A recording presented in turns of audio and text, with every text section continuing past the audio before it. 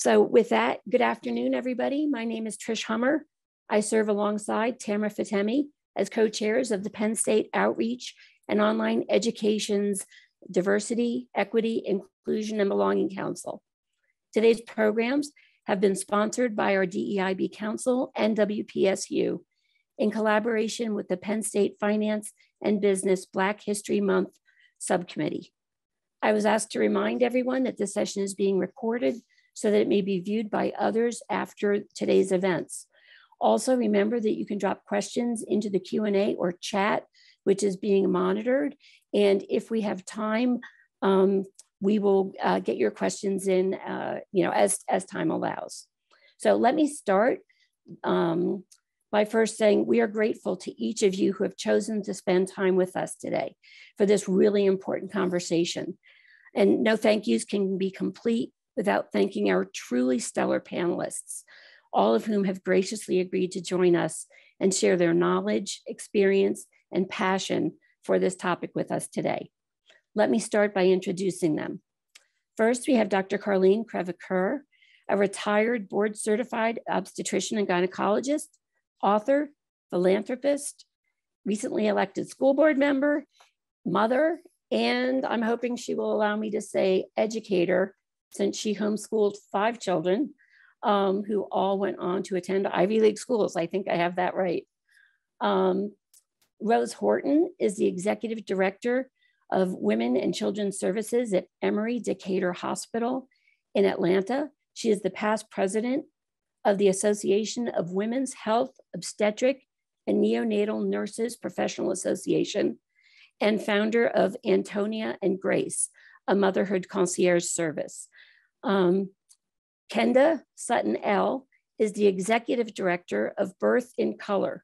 She holds a bachelor's in health science and is also a doula trainer, diversity, equity, inclusion consultant, policy analyst, CPR instructor, holistic nutritionist, Lamaze childbirth educator, certified lactation counselor, reproductive justice, and maternal health advocate.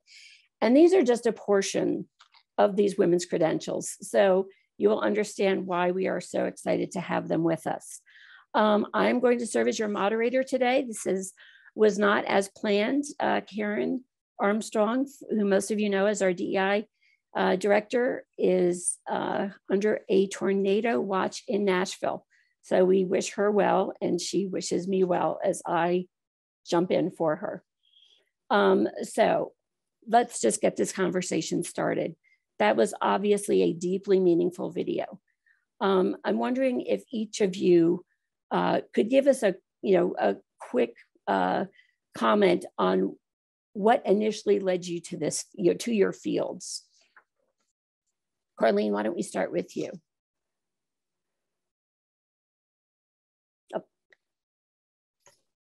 Oh, my field in OBGYN and delivering healthy babies and being a joyful moment in a parent's life.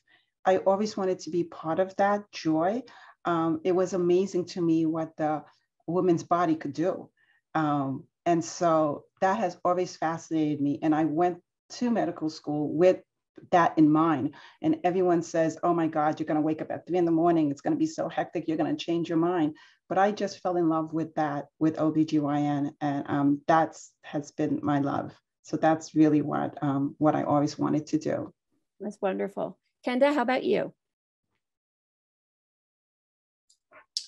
So originally, I always wanted to be OB-GYN. I grew up with all medical. My whole family works in the medical field. And I used to have to attend births as a little child. And I swore that I would stay away from this only because it was like, oh, I never get to see any of them because they're always delivering babies or something. But as I went to school, I actually got my bachelor's in business administration. I realized like, oh, this isn't really fulfilling. It doesn't do what I needed to do. And I started to be a doula again. Like my friends started having babies and I started coaching them and it came naturally. And I was like, this is what I need to be doing. Why did I run from it so long? Because it's so fascinating. And it's just like when you learn and you get to help to empower, help women find their power. It's amazing to be able to be a part of it. Oh, I can only imagine. Okay, and Rose, how about you? So I always knew that I wanted to be a nurse because I wanted to be just like my mom. And I remember when I was in college in the nursing program and I was in my OB rotation and I saw my first birth. I just fell in love. Like Carlene said, I was amazed. I was transfixed. I was like in awe, like, what just happened, and trying not to cry. But it just captured my heart. And I said, I want to be a part of this for the rest of my life. And my entire career, I've been working with women and birthing people. So I feel very, very privileged and very humbled to be part of that community. Thanks for sharing. So based upon the clip that we just saw, some people might think that because of the regional nature of that production, that this issue of maternal mortality and morbidity is a problem specific to Pittsburgh. And yet the US has the highest maternal mortality rates among developed countries. I've been told that while many people think that these deaths occur during the birthing process, that that's only about 17% occur on the day of birth. 52% of maternal deaths occur post-birth and 19% of all maternal deaths occur in the first week postpartum. Obviously, I don't want to make people panic out there. If anyone in our audience is expecting currently, those numbers are really daunting. But I'd like to hear from each of you, why so many deaths in the period immediately following birth? What's going on there? Rose, do you want to start with that one for me? Sure, I'd be happy to start. The issues are multifactorial. There are many things that contribute to mortality and for the birthing person. Some of it is related to our interventions. I think if I could have one takeaway, it would be that pregnancy, labor, and birth is a normal physiologic event, and it's not a disease that needs intervention. And I think sometimes in healthcare, we're very disease management focused and we want to intervene. Sometimes the interventions don't work well. So I think that has a contributing factor. Of late, what we're noticing a lot is that women are not listened to. Often women will say, I don't feel well, I don't feel right, something feels wrong. And women are dismissed. They're not believed, which is horrible and horrific, but that definitely contributes to that as well. And we also know that women are delaying childbirth, so they tend to be older now that they're having children, a certain cadre of them.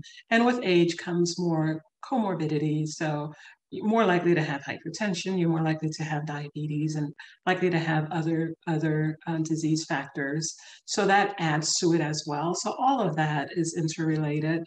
For the marginalized communities, for people who look like me, racism plays a significant role. We have really great studies that show us that there is not just a correlation, but a causation to racism and poor maternal outcomes. So I think that's one of the biggest opportunities we have, just to increase awareness that racism exists and awareness of what do we contribute to the problem that women are facing. To that point, African-American women are dying from preventable pregnancy-related complications at 3 to 4 times the rate of non-Hispanic white women. Some of the statistics that were shared with me, that a Black woman is 22% more likely to die from heart disease than her white peer, 71% more likely to die from cervical cancer, and nearly 250% more likely to die from pregnancy or childbirth-related causes. Mm-hmm. With this in mind, what advice would you give to Black women who are exploring the possibilities of pregnancy? Carlene, why don't we have you take this one for starters? Okay, well, first of all, I think that we focus a lot on the prenatal care. And I think we need to look at the postnatal care. And I think that's one of the variables that has been eluding us about these maternal deaths. Maternal death has been increasing for the past decade in this country, while everyone else, it has been decreasing. And it's because of our postpartum care. A lot of us, I went to medical school and residency, you did the delivery and you tell the patient once they leave with their baby, you'll see them back in about 6 weeks. And we know that and why we ever did that, now we look back, and that was like malpractice, because we know that so many changes are taking place in a woman's body. They've gone through so much, the stretch of pregnancy. So we need to, so the postpartum is one thing. So I would definitely tell them that as important as prenatal care is, you need to take care of your postnatal. Who's going to be your support group? Who's going to be around with you? Because that's important. You need that. And then you need to find out who you want to go to, the doctor you want to go to, because that's also important, because you want to be listened to. You want your concerns to be taken seriously. And so you want referrals. You'll ask your friends who they went to and if they like them. And when you do meet the doctor, you could say such and such referred me because I heard that you were very good. Right away, it puts you in a different contact association with the doctor. And then if you don't have any referrals, you do research. You do research on the doctor in your vicinity to see who you'll have a good rapport with. And then you go interview them. And then you need to be direct and honest with your doctor. If you feel that your doctor is not listening to you, it may not totally be the doctor's fault, because as being a doctor, sometimes you're tired and sometimes you don't even realize that you're giving off these vibes that they're not being listened to. So you need an honest discussion with your doctor and say, excuse me, I really want to know an answer to this question. And if after that, you realize that they're being very dismissive with your concern, if it's in a group setting, then you tell another doctor that I don't want to see this doctor anymore because he's not taking my concern seriously. And they will have a talk with that doctor, because that's not right to make a patient feel like that. If it's in a solo practice, then you need to look for another doctor, because you're going to be with this doctor for the next 10 months. So you need to really develop a trusting rapport with that person. So you need to do your research before you even decide to get pregnant. So this actually is a good segue to the next question, because I hear that recently the CDC launched a campaign called Hear Her. Kenda, could you talk to us a little bit about this campaign? In my opinion of the campaign, it was really needed, because not a lot of providers understand that they're not listening to what their clients are asking them. And so that's why it's important for, like Dr. Krevicker said, I hope I didn't butcher your name. The most important key word she said was interview your provider. Like, these people are actually working for the client. So if you could take that portion of interviewing and figuring out which doctor you actually have that great energy with, which doctor is actually listening to you and understanding your concerns, along with understanding your background and your history. That's one of the key things that they can ever do as far as a client going to a provider. It's because you have to I just interrupt 1 second, just to clarify to people, client equals patient. Yes. Right? When you're saying client, we are talking about the patient. So I just want to make sure that was clear to people. Yes, I'm sorry, I didn't mean to interrupt. Patient. And so when you feel like, okay, my provider is actually listening to me, they're going to talk to you. They're going to talk to that provider just like they would talk to a friend and say, like, this is all the issues I have going on. Can you tell me how to fix this? Can you tell me what you recommend during that time? But also focusing on the birth team, like who's going to be with you during the birth, who's going to be with you postpartumly. Let's go back to how it used to be with the village. And that's why the numbers are actually increasing for maternal mortality as well, because that village no longer exists. And so if you can go back to where the whole neighborhood took care of the mom when she had a baby, brought dinner over, asked questions, let her rest, and so that she could pay attention to what's happening with her body. That's what hear her means to me, is like providing that holistic model of care, but also listening as well. Great. And Trish, can I make a quick please do. A quick comment on what Kenda said, and also what Caroline said. I do think the whole concept of the village is vitally important. It's really important for us in healthcare to have a holistic approach to care. And what that means is it's not just a nurse, just a physician, just a midwife. It is about the doula. It is about the childbirth worker. It is about the lactation consultant, the lactation counselor. That's vitally important. And we really have an opportunity to, in healthcare, in the hospital setting, to have a holistic approach and to invite everybody to the table to make decisions and to help make decisions for the patient. Something else that I think is vitally important, along with hear her, is the whole concept of shared decision making. That is important for the voice of the client or the patient, the woman, the birthing person. It's vitally important that their decision is the prominent decision, that they have a voice, and we don't have a hierarchy that says, oh no, we're the healthcare provider, we know what's best for you. We actually don't, right? Women know their bodies best. And it's important for us to embrace the whole concept of shared decision-making so that our women can feel safe and that they can feel validated and that they can be heard. The final thing that I want to talk about, we've talked about the narrative of the mother blaming, and the mother blaming is that we blame the patient. It's like, okay, well, you're having bad outcomes because you're overweight, because you have hypertension, you didn't seek care in time. That narrative is really harmful, and that shouldn't occur. The onus of responsibility, a lot of the responsibility is on us as healthcare providers to create a safe space, for that sacred and joyful birth that Dr. Carlene talked about. We need to create that safety for them and make it a place where they can voice their concerns, voice their questions, and not feel like they're not validated. We have to understand that historically, and it still exists, that the community really trusts physicians and trusts healthcare providers, and they don't feel like they can challenge or question them. So the concept of interviewing your provider sounds great, but a lot of times people defer to, well, the doctor said, so the doctor has to be right. So we have to understand that also in our conversation, that hierarchy, even though we're trying to break it in some places, there's still the belief that the doctor knows best, right? It's still something that exists.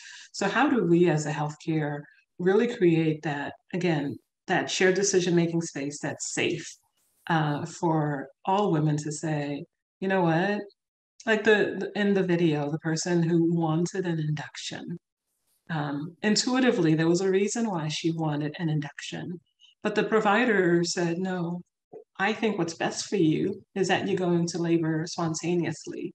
That wasn't best for her, right? It ended up being harmful. So we have an onus of responsibility in healthcare to really create that safety for our patients as well.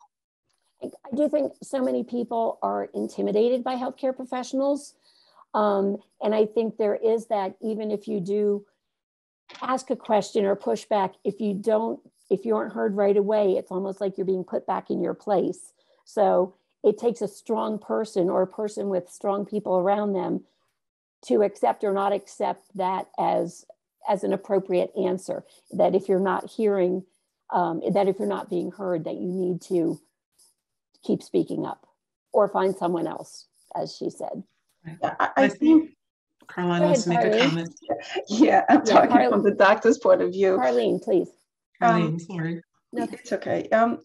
I think there's a lot of doctors that do really want to listen to their patient. And I think at the end of the day, especially when I started training, and I would give my patient different options depending on their level of activities, just for different stuff. And then they would say, well, doctor, you're the doctor, tell me what you want me to do.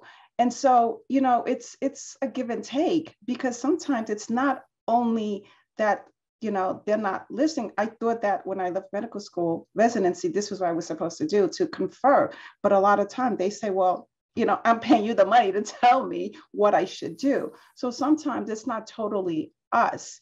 And another thing, you're right. I think there are times that patients don't really understand what the doctor is saying. There's a miscommunication, or they don't know how to push back if they want something different. And there's a lot of communities now that, besides having doulas and midwives, they're also having what they call PSPs, prenatal service providers. And what they do is that they accompany these women to these appointments, and they understand, they know some of the lingos that the other women probably, the pregnant women probably doesn't understand, or doesn't understand how to push back. And the cities that they've done this, the women says that they really liked it. They had this trusting relationship with their provider, and they felt that they were seen. You know, I don't want to think that we have to go to that extreme to always get someone to come with us, but I think that in some situation, it could be helpful, especially if you feel a bit intimidated or you don't understand what the doctor is trying to tell you. So there are different ways now that I think the medical profession, the community, is trying to bridge that communication boundary between patients and their doctor. Sure. Well, Kenda, with the fact that you're a doula trainer and a doula yourself, for those of us who don't know what that means or what that role is, could you clarify that for us a bit? Sure. So a doula is a non-medical trained provider who provides physical, emotional support, but also evidence-based information when it comes to decision making, and showing them like the proper way to have communication with your provider, how to advocate for themselves, also the shared decision making, like showing them how to initiate those conversations. And so if they ever go to the doctor's office and they don't understand the thing the doctor said, you know, sometimes the doula will go to the provider's office with them and say like, hey, she doesn't understand what you were saying to her last week. Can you clarify it with me? Or sometimes they'll even call the doula in the middle of the visit and say, hey, the doctor's actually telling me to do something, but I really quite don't understand what they're saying. Can you tell it to me in a different type of way? And so a lot of our providers here in Virginia have been really receptive to that, and actually including the doula as a part of the care team, so that everybody knows what the discussions that are being made, and the discussions that are being had, and the decisions that are actually being made, to make sure that everybody is working together. Right. So I'm jumping around a little bit here, so forgive me for that. I'm trying to follow the thread of where these conversations are going, but I want to make sure that we get to a lot of these points. So one of the things that we were asking about is talking about actually the in-hospital experience. Rose, I know that you launched a campaign called Not on My Watch. What is that, and tell me about that. Sure, I'm happy to. So in 2017, I was doing some research for a speaking engagement. I had taken a short moratorium from hospital work, and I was back in the hospital and asked to speak on a topic. So I said, well, let me do some research. And as I'm doing my research, I'm seeing article after article about the increasing morbidity and mortality rate. And this is not in peer-reviewed journals that we're accustomed to seeing, right? This was like in USA Today, New York Times, NPR, ProPublica. Everyone was talking about women dying in birth. And I was like so frustrated. I'm like, what? Why is this happening? We're in the United States. We spend so much more money per capita on healthcare than any other industrialized country. Why is this happening? And I really, out of my frustration, I came up with the hashtag Not on My Watch. I said, you know what? I'm back in the hospital. I have a certain locus of control. Not on my watch. What it really was and continues to be, it's a call to action created by a nurse, primarily for nurses, right? I think about, again, my locus of control. I've had a national platform, and in my specialty, some people listen to me, not everybody, but some people listen to me. And I said, how do I leverage that platform to really rally nurses around this concept of making the patient our priority and putting them in the center of everything that we do? So what I wanted nurses to say, in essence, I wanted them to make this commitment, to have this conversation with their patient at the beginning of their shift, at the beginning of clinic, and their interaction with the patient, to say, listen, in the 12 hours that I'm caring for you, I am committed to treating you with dignity and respect. I'm committed to providing evidence-based care for you. That means that we don't make decisions arbitrarily, it's based on science. I am committed to advocating for you. I am committed to amplifying your voice. We believe in shared decision-making. I see you, I'm your person. That's all that I wanted nurses to say, and to mean it. Because when you start a conversation that way, it totally decreases anxiety. It decreases the fear. And somebody had a question in the chat about fear. We're talking about morbidity and mortality a lot, and women are scared to death. Mm-hmm. They're scared of coming to the hospital and dying. And we have to find a way to mitigate that fear by reassuring our patients, our clients, our birthing people, that we are with them. We're here for them. We see them. We're going to advocate for them. That's what the hashtag is all about. It got some traction, and it's been used over 60,000 times. I was in a panel discussion yesterday, and the moderator said that. I'm like, oh, 60,000. I hadn't heard that number yet. I can't even begin to imagine how reassuring that would have been 32 years ago when I had my first child. Yeah, that would have been a game changer. Yeah. And that's the only objective of that, just to alleviate fear and anxiety in our clients so that they can be assured of safety and of that sacred and joyful birth. I'm going to take a little side track here and share one of the questions that came in from someone who's watching today. They ask, is age ever a factor as well? I look younger than I am. This is true for many African-American women. The doctor and nurses were talking to me about staying in school and not having another baby when I need to go to the ER after an accident. I'm an adult, but I believe that this impacted my treatment in this circumstance. What could I have done differently? I would go ahead. I would think you should have questioned them, because I don't think that's appropriate. If it was a medical reason why they said, if you have a baby too soon and, you may want to take a break, or whatever, but to just say that was very inappropriate. And I think now a lot of providers are being really careful what they say, because they could be reported.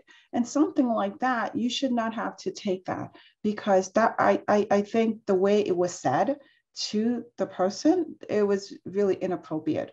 And I don't know how they meant that. And I think a lot of times, as Black women, sometimes we don't want to appear too angry, too forceful, and we hold things in. But now I think a lot of us are starting to find our voices.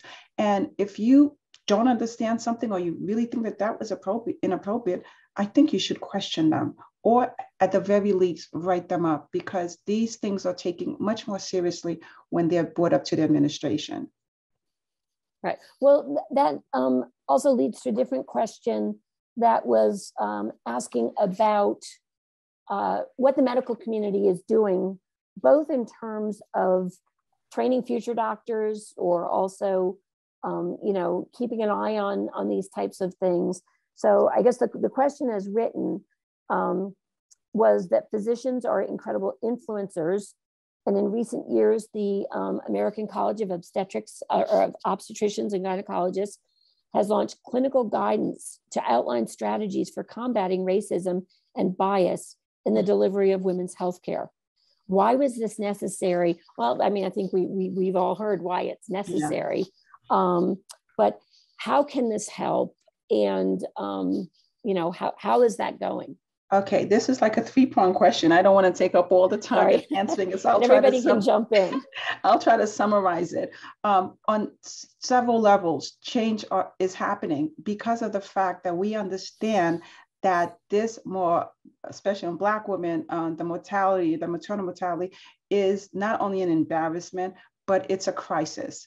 It's a clinical, public health, social crisis. And I think all hands are on deck to change that now. So there are so many different levels. On the residency level, which I watched something with my daughter, she's in her second year and she's starting her clinicals. And I never had that. Before you start your clinical, they had this seminar reminding you why you went into the profession. They went over the Hippocratic Oath. And they really, it was so touching that they said, when people come to the hospital, they're at their lowest point in their life. A lot of them, they're in pain. They are looking for help. You know, they're looking at you to provide that help. And it was so passionate. I really wanted to cry. We never had any of that kind of training. You finish your studies and they throw you out in the hospital in your clinicals, and that's it. And you're overworked, you're tired, and you're exhausted, and you don't give the proper care to the patient that they deserve. So that's a change. But with specifically to the implicit bias that a lot of doctors and a lot of professionals can have, there are different trainings for that. And all the residency programs that I looked into, they all have a DEI committee, which they have goals and they have benchmark, and it's transparent, it's on their website, and they have didactic trainings that they do periodically. And I think that was so wonderful. And on the medical school side, I just talked about one of them, but a lot of the medical school, the students are taking that initiative, and they're demanding the administration to do things differently, and they're setting up the goals. And not only to allow more people of color, more diversity in students' acceptance, but they're also looking at the community and how to get involved with the community. They're looking at the social determinants of health that contributes to a lot of the morbidity and mortality that we're seeing now. So those two programs are wonderful. And of course, ACOG, through its full support on mostly legislative work, if you go to their website, they have this big commitment to protecting all women, and they have about their commitment to implicit and explicit bias training, and the legislative things that they push was for the state, for the Congress, and they did take that to create more MMCRs, and these are community reviews of morbidity and mortality in Black women, and they're trying to pass 2 other laws to help in the government to fund a lot of these programs, and also to extend the Medicaid payments, because it only used to be till 60 days. But we know that maternal mortality goes not only from pregnancy, but within a year of pregnancy, because of all the complications with pregnancy. So because of that, they want to extend the funding to a year. So they are on the legislative front pushing a lot of advocacy work and bills to be passed. So I think that on all these different levels, all hands are on deck. That's promising for the future. Go ahead. A lot of the future students are actually coming to people like myself that says, hey, can you come and teach racial bias training to our class? We really want to get it right. We really want to know. And then there's also a lot of providers who are reaching out as well and saying like, Kenda, like, I don't have the lived experience. Like, I don't know how to actually talk to them and make them feel comfortable without me thinking in my head, like, am I being too pushy? Am I talking a certain way? You know, how can I actually learn how to do that? And so all providers aren't bad. And so they do want to get it right. It's just providing them with the tools to actually make it happen. Sure. And I think the only thing that I would add is, as we look at our systems and our structures, there is structural racism, which means that our processes and our structures are fraught with with racism. So there's opportunities to really dismantle how we've always done things. You know, as you look at OBGYNs, there's about, the last number I saw, I think was 16% of OBGYNs are people of color. And I think that's a contribution of systemic racism and how the whole medical school structure is created, from how you enter into the program, you know, the MCATs, the testing, the cost of medical school. So there's a lot of structural processes that needs to be addressed. I haven't looked at any medical school literature, any of the textbooks, but I know what I know from a lot of chatter among some of my colleagues is that there's still things written in the textbook about physical differences between Black and white people. And we know that race is a social construct, right? We're the same bodies. There's no gene for race. And there's still a belief that Black people experience pain different, that Black skin is thicker than other skin. So those are, when you talk about the schools, those are some of the things that probably we need to address. Also, just to make sure that everything that we create from an educational perspective is done through a lens of equity, and that is factual. I think that's a huge opportunity as well. And not just for medical school, for nursing school, because again, our structures, if you go back to the video, looking at Tuskegee, you know, what occurred, not lifetimes ago, not at all. It's recent enough that many of us remember that this happened, or, you know, our parents remember. So I think there's opportunities to look at all of the structures that are really contributing to the beliefs and the practices of the healthcare community. Can I add a quick follow-up to that? Actually, that they're all looking at that too, because when my daughter started her clinicals and she saw her first patient, and I told her, present her to me like I'm your attending and I'm gonna ask you questions. So she starts with, this is a 49-year-old, blah, blah, blah. And then I said, what's her race? She says, we don't say that anymore because it doesn't matter. It doesn't matter. Race is a social construct and that's not important. And I was like, wow, that is so good. So you're right. There's a lot more work to be done, but I was very proud of that. And if you go to the ACARG website, they really define race and the systemic racism, and they were very bold and powerful. And I'm thinking, wow, this is a CRT thing I'm reading right here. It was right on their platform. And I was very impressed because it was just bold. It was just out there.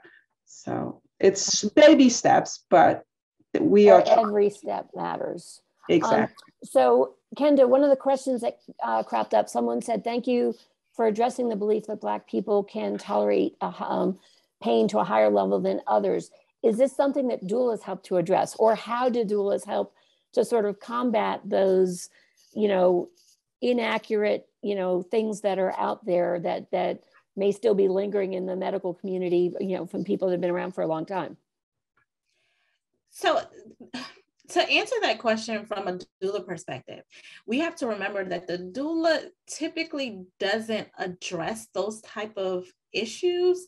The actual client or patient addresses those issues. So yes, the doula can help to educate the client / patient on how to advocate for themselves if they feel like they're not being listened to. But I would stay away from a doula actually presenting that to a provider, because that can affect the relationship of the doula and the provider when they both have the same common goal of ensuring that the patient is taken care of. So I do want to address it from that level, because we do have a lot of doulas that are working out of scope. And so making sure that the doula remains non-medical, and that's why they're so trustworthy. And yes, we can advocate for them if they can't advocate for themselves, but we want to encourage the patient to always advocate for themselves or have their partner to advocate for them in that space. Now, when it comes to a provider, you know, I think that does need to be addressed, because I've had providers that say, oh, it's not bad. And I'm like, it's actually hurting. Like, listen to me. And being able to be direct and say, no, don't dismiss me because I'm telling you that this is what's going on within my own body. I know. And so being able to be direct in any instance, not just doulas, but even I've seen some providers go to their own doctors and be dismissed. And so making that a common goal. And I think that's why the CDC campaign, Hear Her, actually got so much traction, because regardless of what role I'm in, I'm still always looked at as a person of color, a Black woman. And so some days I'm not listened to. I just left a DOC work group meeting talking about, like, what can we do for incarcerated people? And because I was the only person of color there, and they were all just staring and like dismissing it and talking about different funding. So that's why we need to be paying attention to those things. And we do have a lot of work, and it's not going to all happen overnight, but the more we talk about it and the more we start to talk about solutions as well, it's going to definitely help those rates to decrease. Sure. Oh my gosh, there's so many more questions we could ask, but I do have a final one that, as we're running out of time, that I want to offer for each of you to answer.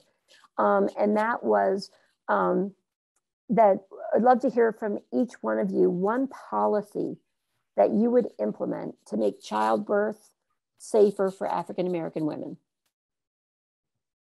Black women, actually, all Black women, not just African-American women. So what is the thing that we can do to advocate for change? Definitely what they're doing now with the postpartum care, because that, like you said, that's where we're losing a lot of our women. And so we know that, especially when Black women come in with hypertension, we need to follow them closely. After we let them go home, follow up with a phone call, give them signs to look for that could be detrimental. The postpartum care, which is starting to be implemented, is extremely important. And these are the two highest areas: preeclamptic women with hypertension and hemorrhage, postpartum hemorrhage. These are the two areas that we're losing a lot of our patients. So we need more education to be done in that front, and we need close follow-up for all of the high-risk women.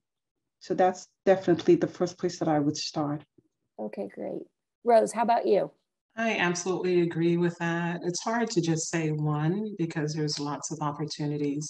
Medicaid extension is definitely a big one. You know, in my state, it just passed the Senate that we can extend from 6 months to a year. Now it just has to go to the House, and hopefully the House will agree as well. So having Medicaid for a full year for pregnancy is phenomenal.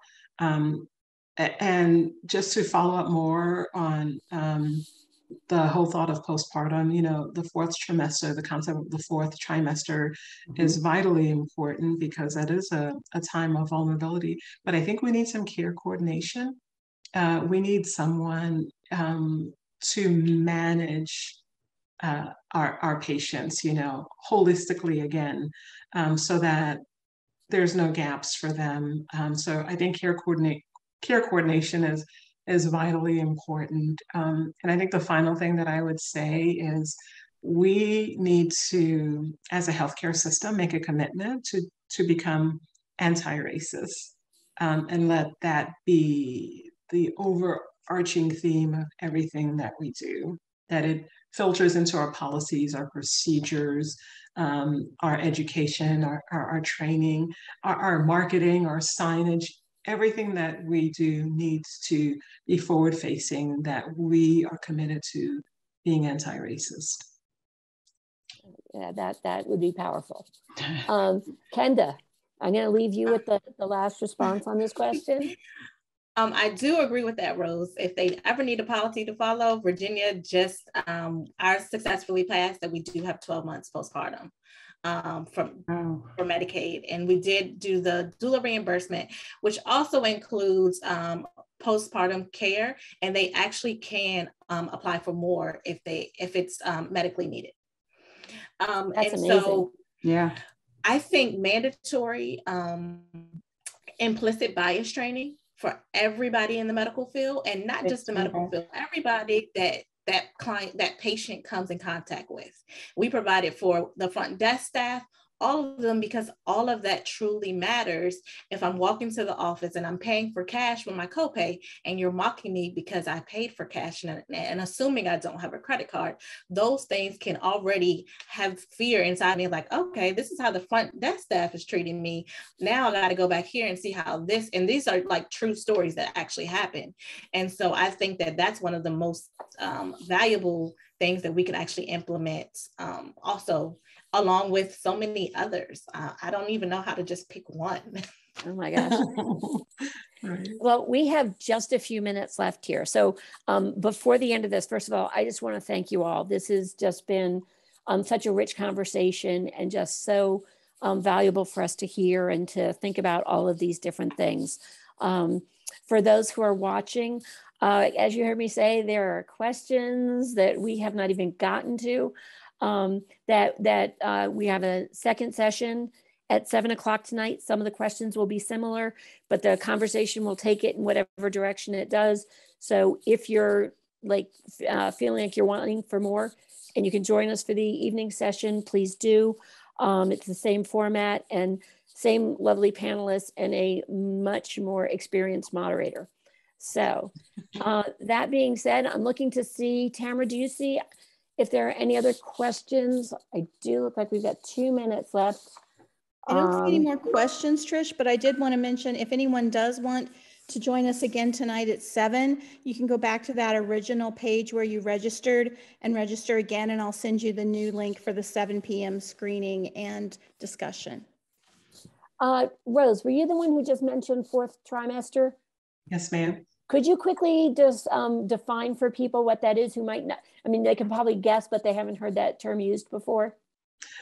Right. So, you know, the term of pregnancy is 3 trimesters and 9 months, but we recognize, because of the morbidity and mortality that occurs after birth, that we need a very focused approach on post-birth. So the 12 weeks after birth, it would be the 4th trimester.